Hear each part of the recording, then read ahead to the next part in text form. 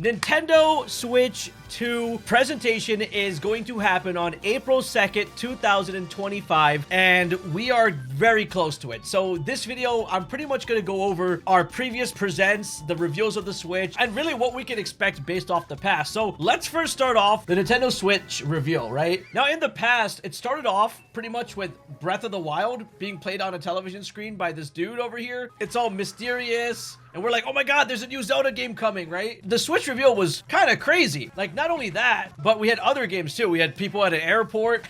They show Skyrim. So it's like, okay, Bethesda game coming back. Bethesda makes games for like every single console imaginable, including fridges. So they're like, hey, well, you can also play Skyrim on this one. Here's where we got the Mario Kart reveal for back in the day for Deluxe 8. These guys were hopping in the car and they revealed Mario Kart 8 right over here. So, I mean, I guess it was a much bigger deal back then to show off these things.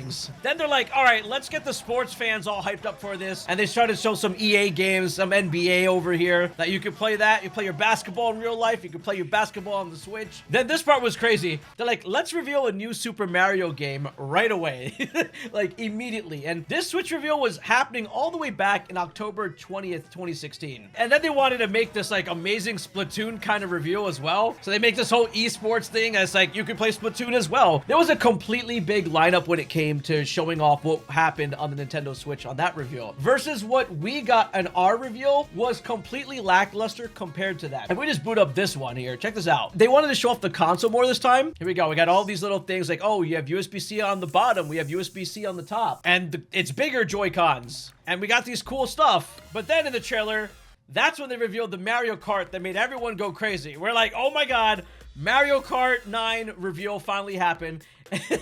And that was pretty much it. And then they try to show off some features of the Switch there, but the full presentation was happening on the 2nd. So this throws me back to where we had a Nintendo Switch Presents way back in the day. This made me want to open up the Presents that was really long from January 2017. This thing was like an hour and 6 minutes of just reveals and insane stuff for the Switch. It was like a shareholder press conference event. It was big. This wasn't just a very small presentation. I don't know how long our presentation exactly is going to be. Is it going to be like this? But let's take a look at it. So huge stage event. We had the president of Nintendo show up, Tatsumi Kimishima, and they go over some basics of it, how the Joy-Con works. They opened up at the beginning at 3 minutes and 27 seconds with the launch date of the Switch. So I wouldn't be surprised if the opener of our Presents is going to immediately give us the launch date right away. Now, this is a reminder that this happened in January, and they said the launch is in March. So it was 2 months later. We're having ours in April, which means we could have the launch happening in June. It's very possible we get a Switch launch that quick. We even got the price at the start. Brought up online Switch services. This was like some crazy stuff.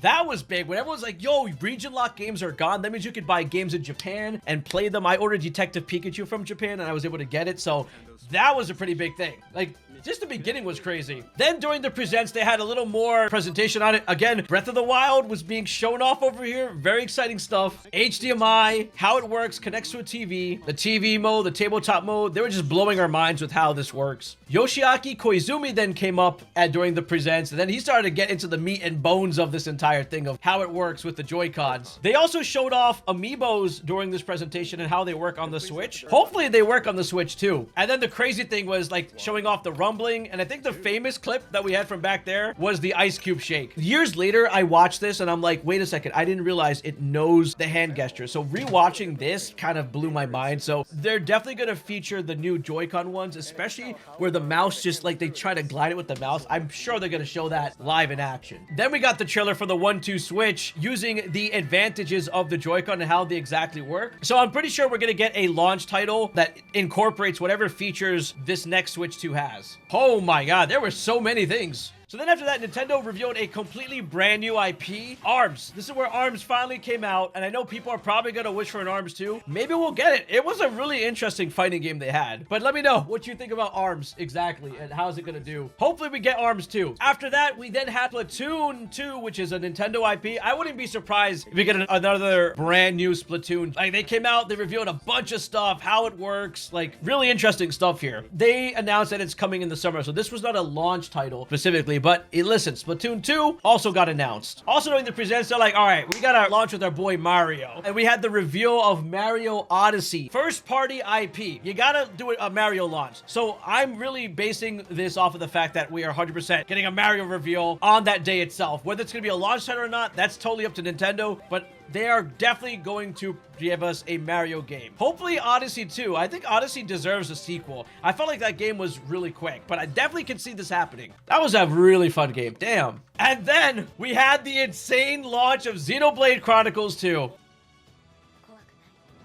The reveal of Pyra and Mythra, oh my god, this game was so good. Seeing Xenoblade come to life, I mean, Xenoblade itself on the Switch did phenomenal. I mean, Xenoblade 1, they remastered that, Xenoblade 2, but the fact that they showed Xenoblade 2 during this was a big deal. We just got Xenoblade X that just came out on the Switch 1, so who knows what they could announce. If they throw something else in that universe, I will be mind blown. So I'm looking forward to most likely Monolith definitely dropping one of their IPs. This game changed my life completely. This game was please play a Xenoblade game too. We also had Koei Tecmo come out with the Fire Emblem Warriors game. That happened during the reveal. I wouldn't be surprised if we're actually getting a launch Fire Emblem game. I felt like the last one they had was really overshadowed. Like it went by really fast. The one with the characters with the blue and red hair. Let me know if you played that one. I didn't really have too much interest in that one, and I love Fire Emblem. I love the franchise. Awakening was crazy. We need a good Fire Emblem game, and that would be the best strategy game to launch on the Switch. So I'm hoping Fire Emblem for sure, based off that being shown off during the Nintendo Switch. Then they had other games show up during this presents, like Square Enix was like dropping heat. So Dragon Quest was showing up here. Then we had a Shin Megami game with Atlas showing up. Then we had the 2D, 3D games, and everyone's like, oh my gosh, I want this. I mean, once this was revealed, everyone wanted nostalgia for all games of past. Like everyone's like, give us Dragon Quest like this. People want Pokemon games like this. But this game was fire. Octopath Traveler was insane. And I can't believe we had an Octopath 1, an Octopath 2, and we actually got Dragon Quest in that style. It's like the perfect Switch game. Sega also showed up during this event, and they're like, hey, we're coming up with concepts and we're going to be working with the Nintendo Switch. So a bunch of partners did come out. Here's what's funny. We had Todd freaking Howard pops in. We're working on games. We knew Todd Howard was going to show up somehow for Nintendo. Elder Scrolls, Skyrim. Oh my god. This game's everywhere. I wouldn't be surprised if we start to see other Bethesda games start showing up on the Switch too. Maybe a Skyrim remastered. Maybe we might see even Starfield show up on the Nintendo Switch. I wouldn't even be surprised that we're going to get those games. So there's going to be a lot of imported third-party games coming over that we were not able to have access to on the Switch 1. Switch 2 is going to be able to handle it. So we're going to get some crazy stuff. EA also showed up during the presentation just to say that, hey, we're here and all our sports games are going to be on there, which was kind of revealed already. So FIFA, NBA, all the games, all the sports games, we can expect announcements of that with all the partners. Then we had a whole little showcase of everything coming, which was a lot of reveals already. Dragon Ball Z games, like everyone was making games on the Switch. Then the presentation had the president show up and talk more about the Joy-Con accessories. Like here's all the things that are sold separately. There's components of the Switch. We had Joy-Cons, we had different colors. We had the dock, the handles, just all components of it, as well as the Pro Controller, which was pretty hyped to actually have a controller, so we didn't have to just rely on these little Joy-Cons. Then they talked about the events that are happening, and everyone knows that we're having